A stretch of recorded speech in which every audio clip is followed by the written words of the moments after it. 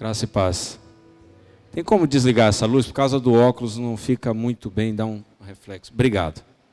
Graça e paz, igreja. É um prazer muito grande estar aqui.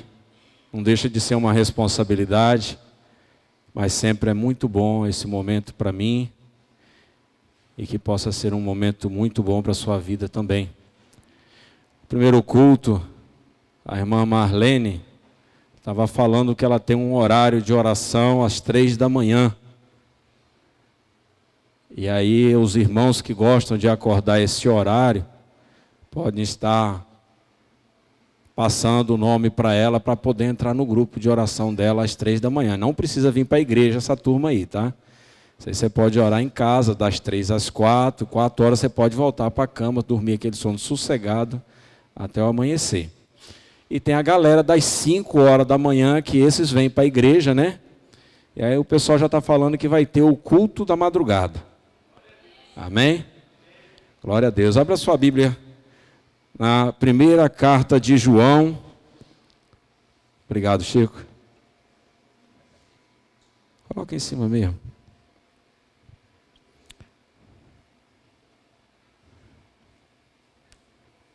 Primeira carta de João, capítulo 5.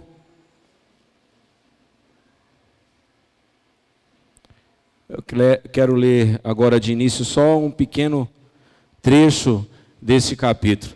Sempre gostei muito dessa carta, porque nessa carta nós encontramos várias respostas, né, para algumas perguntas que nós temos. E às vezes nós encontramos mais de uma resposta para a mesma pergunta nessa carta. Capítulo 5, verso 11, diz assim: E o testemunho é este, que Deus nos deu a vida eterna, e esta vida está em seu Filho. Quem tem o Filho, tem a vida. Quem não tem o Filho de Deus, não tem a vida. Estas coisas vos escrevi, para que saibais que tendes a vida eterna, e para que creiais no nome do Filho de Deus. Amém? Curve sua cabeça, quero orar com você um instante. Senhor Deus e Pai, muito obrigado, Jesus, mais uma vez, pela oportunidade que o Senhor nos dá, de podermos congregarmos na Tua casa, de podermos compartilhar da Tua palavra, de podermos louvar o Teu nome, de podermos agradecer ao Senhor por tudo que o Senhor tem feito na nossa vida, por tudo que o Senhor fez no decorrer dessa semana, pelo cuidado, o carinho, o amor que o Senhor tem com cada um de nós. Senhor Deus, pelas bênçãos que o Senhor tem derramado sobre as nossas casas, sobre as nossas famílias, sobre a liderança dessa igreja, Pai querido, nós somos muito gratos ao Senhor. Queremos pedir nesse momento que o Senhor derrame uma porção do Teu Espírito Santo, acalmando o nosso coração, nos dando todo o entendimento da Tua palavra, da Tua vontade, que o Senhor possa falar comigo e falar também com meus irmãos, Pai. Que o Teu Espírito Santo tenha total liberdade em nosso meio, é o meu pedido e minha oração, em nome de Jesus. Amém.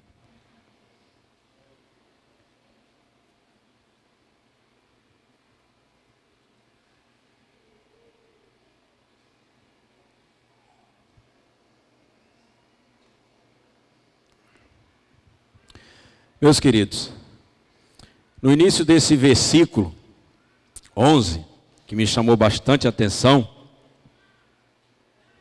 a palavra, o testemunho é este.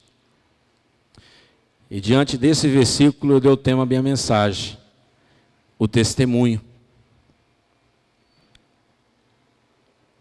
O versículo, João se preocupa em falar do testemunho. Qual é o testemunho que João está falando? Que Deus deu a vida eterna. Ele deu a vida eterna para mim e para você. E que esta vida está no seu Filho. Ela não está em outro lugar. Nós não temos como procurar a vida eterna em outro local, em outra pessoa, a não ser na pessoa do Senhor Jesus. é o local que nós devemos, é aonde nós devemos buscar vida eterna, é no Senhor Jesus. E João deixou isso bem claro, que a vida eterna está no Senhor. Né? E no versículo 12, ele também diz que quem tem o Filho tem a vida. Você quer ter a vida? Você precisa ter o Filho. Não tem como ter vida sem ter o Filho de Deus. Quem não tem o Filho de Deus, não tem vida. João deixa isso claro para nós. E esses versículos me chamaram bastante atenção. Para quem João estava escrevendo isso? Essa carta foi escrita há tanto tempo.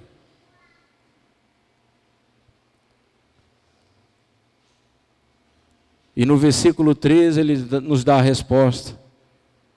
A vós que credes no nome do Filho de Deus. Você crê no nome do Senhor Jesus? Se você crê, essa carta, esses versículos foram escritos para você. Foram escritos para mim. Para que a gente saiba que temos vida eterna. A preocupação dele é de que a gente entendesse que nós temos vida eterna. E aonde nós encontramos a vida eterna? Isso ele deixou bem claro. Então, se eu e você cremos no nome de Jesus, confiamos no sacrifício da cruz, nós temos vida eterna. Agora a pergunta que ficou para mim, e que eu quero compartilhar com você essa noite. Estamos crendo em Cristo? Estamos verdadeiramente confiantes no sacrifício da cruz? Estamos confiantes de que temos vida no Senhor Jesus? Como nós temos procurado vencer o mundo? Como nós temos procurado vencer o pecado? Diante de um versículo que diz que nós temos vida no Senhor. Como tem sido a nossa vida? Como nós temos testemunhado? Como tem sido o nosso testemunho de vida para aqueles que nos observam? O amor a Deus tem que ser acompanhado de temor, de obediência, santidade, para ser completo em nossas vidas. Nós precisamos caminhar nessa direção. Eu quero compartilhar com vocês 3 pontos essa noite, para que a gente possa vencer o mundo e para que a gente possa vencer o pecado. O primeiro,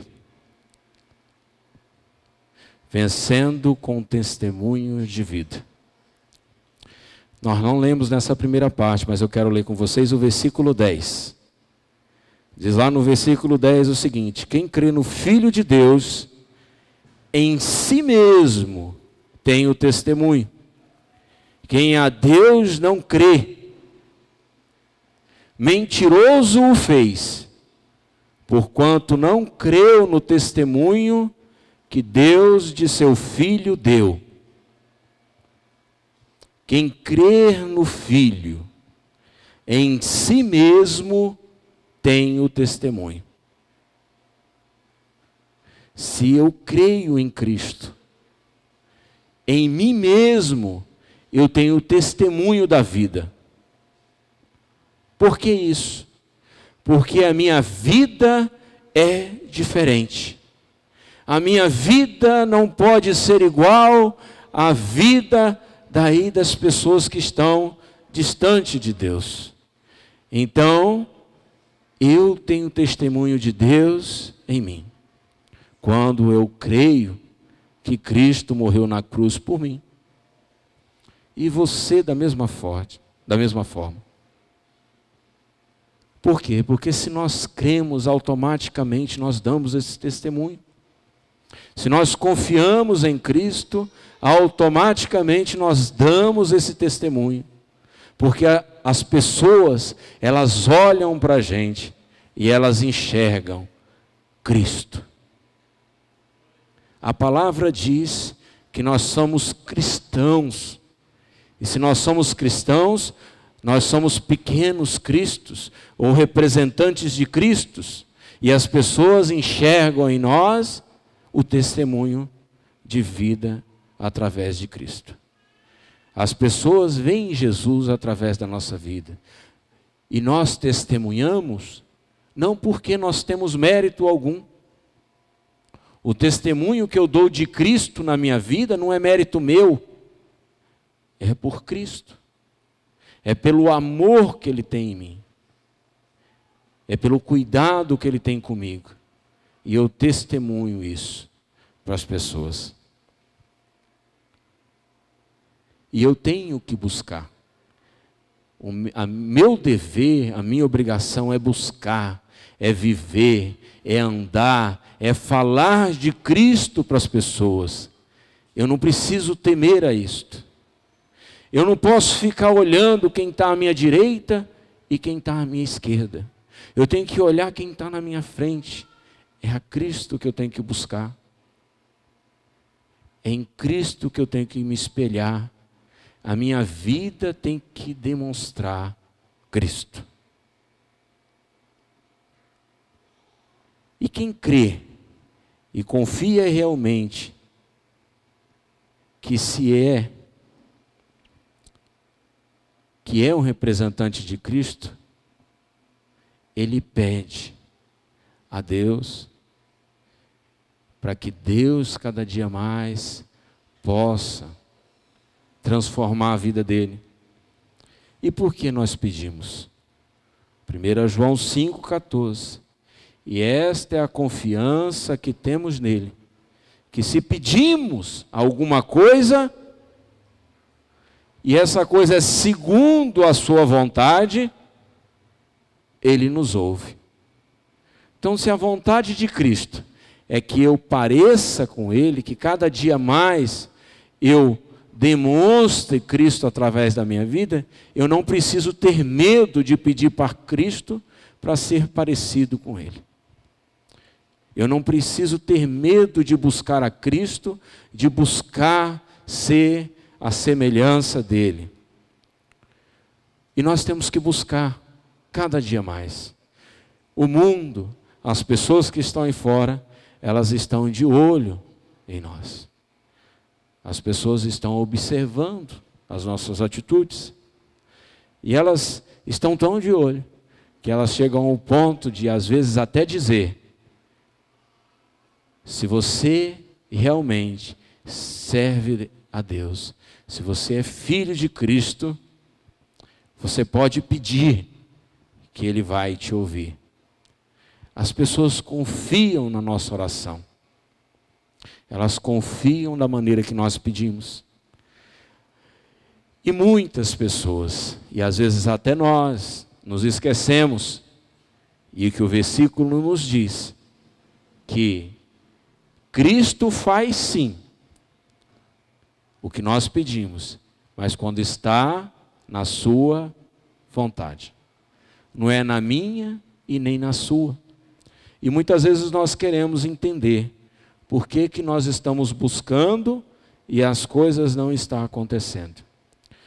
Mas o importante é que nós precisamos pedir. Quem vai avaliar se eu mereço, se aquele pedido está na conformidade, se é a hora de eu receber aquela bênção, não sou eu. Eu preciso pedir. Deus vai me atender na hora que for o momento certo. Mas uma coisa é importante. Você tem pedido a Deus, crendo que Ele vai te ouvir? Como tem sido a sua fé na hora de pedir.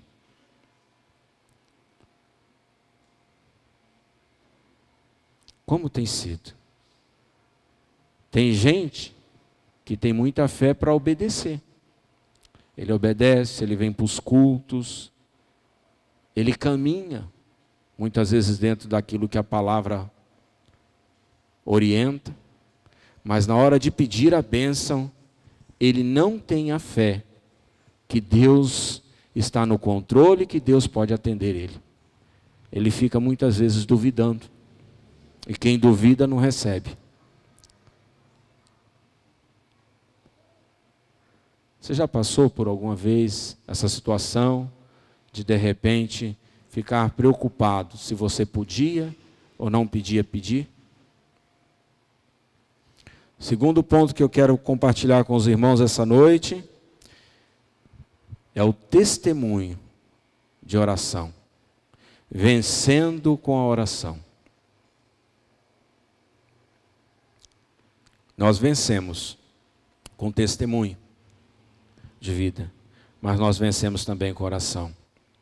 1 João 5,16 diz assim: se alguém vir pecar seu irmão, pecado que não é para a morte, orará, e Deus dará a vida àqueles que não pecarem para a morte. Há pecados para a morte, e por esse não digo que ore. Esse versículo nos traz uma pergunta: o que é pecado para a morte? O que é pecado de morte? Muitas vezes nós temos dúvida nisso. Esse tipo de pecado, meu irmão, minha irmã, é aquele pecado que a pessoa insiste em permanecer nele. É aquele chamado pecado de estimação.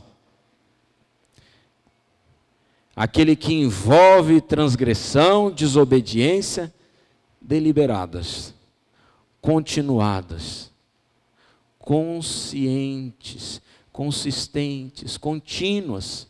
A pessoa está ali todo o tempo, pecando o mesmo pecado.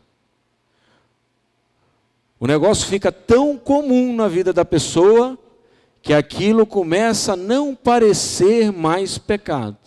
Se torna uma coisa normal. Por quê? Porque os praticantes do pecado, desse tipo de pecado, eles estão espiritualmente mortos. Espiritualmente eles já morreram. Eles precisam ressuscitar espiritualmente para reconhecer que esta prática é um pecado. Somente poderão receber a vida essas pessoas se elas entenderem que precisam se arrepender. Se elas não entenderem, elas vão continuar mortas espiritualmente. E o verdadeiro arrependimento, ele envolve muito mais do que o intelecto, muito mais do que o sentimento, ele envolve vontade. Nós precisamos ter a vontade de buscar o perdão. Judas, por exemplo, ele se arrependeu do que tinha feito. Mas ele não acreditou no perdão. Ele não confiou no perdão. E você sabe o que aconteceu. Já os filhos pródigos, ou o filho pródigo, que está em Lucas 15, ele teve um arrependimento por completo. E teve uma mudança de direção na vida dele. Ele se arrependeu e se converteu. Ele mudou o rumo da vida dele. E a história termina de forma diferente.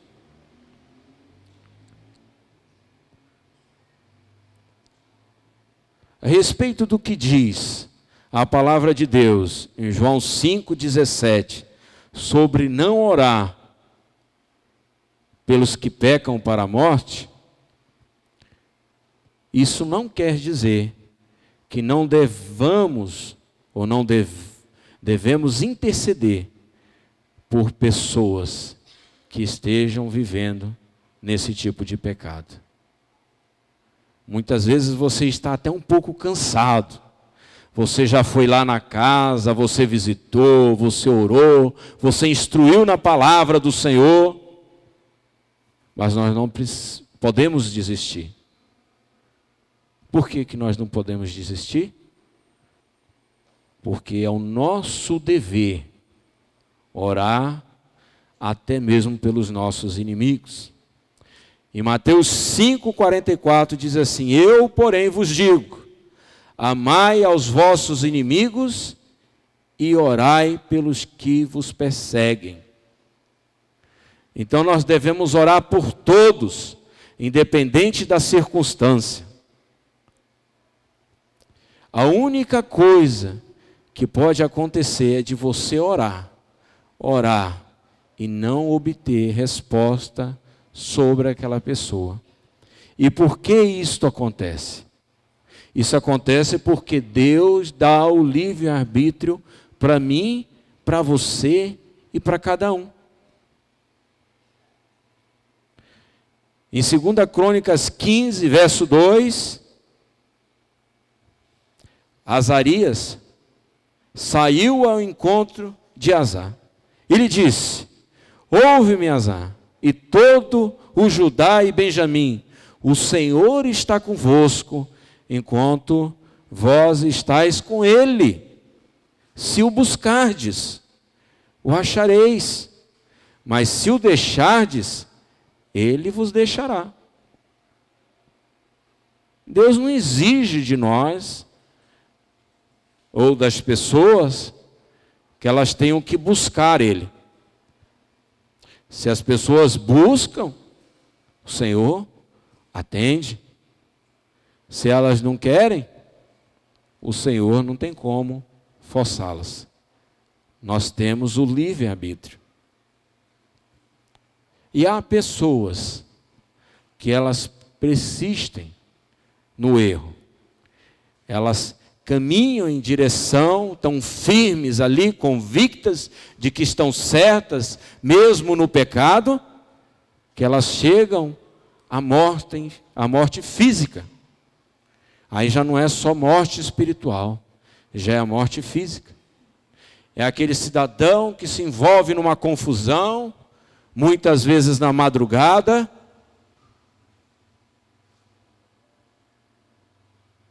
e leva um tiro, de repente, é socorrido com vida. Tem tempo de pedir perdão. E Deus perdoa.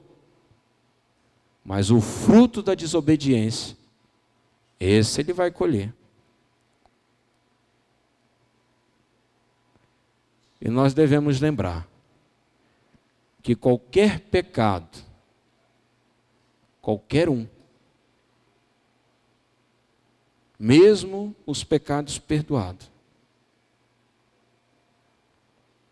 não nos exime das consequências, do castigo que nós vamos receber aqui. Não tem como eu plantar e o pastor Josias colher no meu lugar. Quem vai colher sou eu. Então, se você arruma uma confusão com alguém, você vai ter que se acertar com Deus e vai ter que se acertar com aquela pessoa. Se você faz algo que machuca, ou se eu faço algo que prejudica alguém, eu preciso me acertar com aquela pessoa. Mas muitas vezes, a consequência do meu erro, eu vou colher. Muitas pessoas, por pouquíssimas coisas, por tão pequeno momento na vida, têm colhido coisas pesadas. Muitas pessoas têm perdido a família, que depois de Deus é o bem maior, por causa de um pequeno momento. Nós precisamos entender isso. Em Números 14, verso 19 até o verso 23, Moisés pediu ao Senhor: perdoa, rogo-te, a iniquidade deste povo, segundo a grande misericórdia, como tens perdoado desde o Egito até aqui. Disse-lhe o Senhor: conforme a tua palavra lhe perdoei. Tão certo, porém, como eu vivo, e como a glória do Senhor encherá toda a terra, nenhum de todos os homens que viram a minha glória e os sinais que fiz no Egito e no deserto, e todavia me tentaram estas 10 vezes, não obedecendo a minha voz, nenhum deles verá a terra que com juramento prometi aos seus pais. Nenhum daqueles que me desprezaram haverá.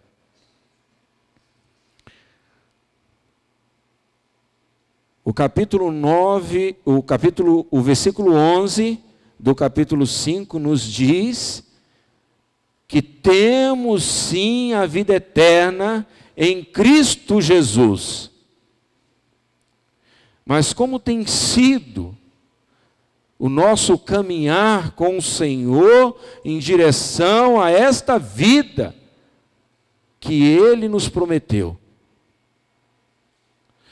Essas pessoas, por desobedecerem as ordens do Senhor, não entraram na terra prometida. Elas não viram a terra de perto. Como que eu e você temos buscado o perdão de Deus, nos livra da condenação como filhos de Deus.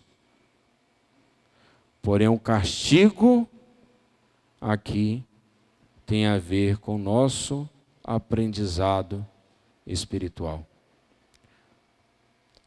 Muitas vezes, nós sofremos e nos sentimos castigados por causa da nossa desobediência. Mas há uma verdade. Há muito crente que só aprende apanhando. Para mim, estar aqui hoje, me colocando à disposição do Senhor, para trazer a palavra, eu apanhei bastante, meus queridos, até aqui. Eu sofri muitas coisas os irmãos me acompanharam na minha luta. Mas às vezes a gente aprende apanhando. E às vezes o Senhor deixa para que a gente aprenda. De que é Ele que está no controle, que não sou eu. Eu tenho consciência de que eu não sou o melhor pregador. Eu tenho consciência de que tem varões muito mais aptos a trazer a palavra. Mas eu não estou aqui por causa de mim. Eu estou aqui porque eu não quero desobedecer o Senhor de novo. Eu não quero caminhar distante do Senhor. Eu quero continuar tendo uma vida na presença do Senhor.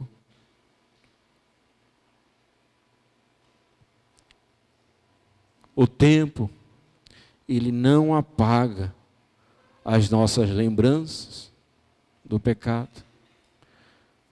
O tempo passa, nós caminhamos, nós vivemos com o Senhor, mas nós lembramos do pecado. Em Gênesis 41, verso 9, diz assim: então falou o copeiro mor a Faraó, dizendo: dos meus pecados me lembro hoje. Nós continuamos lembrando, mas o importante é que nós continuamos lembrando também de que o Senhor nos tirou de lá e que nós devemos permanecer nos caminhos do Senhor. Amém?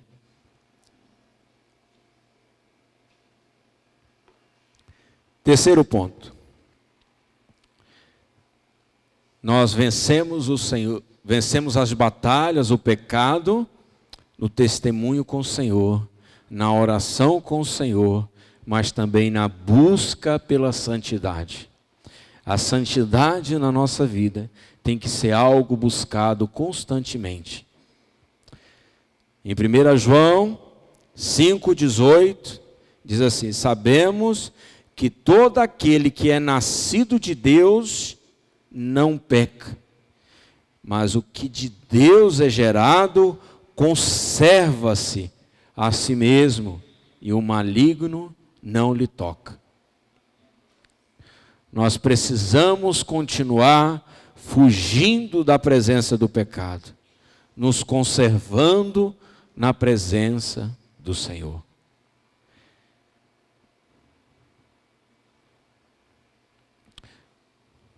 É muito importante nós vermos e perceber que a Bíblia, que a palavra do Senhor, ela mostra a doença, mas ela mostra o remédio. É muito difícil para mim imaginar, e eu acredito que para você também, eu gostaria que você imaginasse junto comigo, você chegando doente, passando mal, na presença do médico, lá no hospital. E você conta o que está acontecendo com você. O médico pede alguns exames, te examina, descobre. E chega para você e diz: eu tenho duas notícias para te dar. A primeira e a boa é que eu descobri a sua enfermidade. Eu descobri qual que é o seu problema, mas eu tenho outra para te dar. E eu, aflito, pergunto: qual que é a outra, doutor? E ele diz para mim: a sua enfermidade não tem cura. Você vai ter que conviver com essa enfermidade enquanto você tem vida. E essa enfermidade não vai te dar tanto tempo de vida. Imagina quão duro é a gente ouvir isso do médico. Mas o Senhor não age assim. O Senhor, Ele nos mostra onde nós precisamos melhorar, Ele nos mostra onde estamos doentes, aonde está o erro, mas Ele mostra onde está o remédio, onde está o livramento, onde está a solução para vencermos o pecado.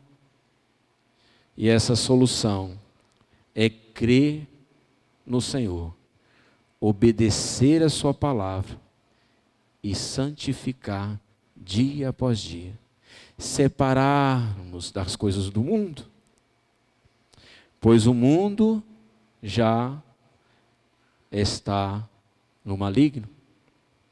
1 João 5,19 diz assim: sabemos que somos de Deus e que todo o mundo está no maligno. Então, se nós sabemos que o mundo está no maligno, nós precisamos nos separar. E como lá no início, volto a dizer, o versículo diz que o testemunho é este: que Deus deu a vida eterna para cada um de nós. Eu não quero perder a minha, e eu espero que você não queira perder a sua também. Então o que nós precisamos fazer, meus queridos? Nós precisamos crer no sacrifício do Senhor Jesus. Nós temos que buscar testemunhar para o mundo que nós somos diferentes e para Deus que nós merecemos. Nós devemos buscar o Senhor em oração constantemente, para que nós possamos ter uma vida na presença do Senhor. E nós precisamos entrar na batalha pela santidade na nossa vida. Amém? Coloque-se de pé, eu quero orar com você.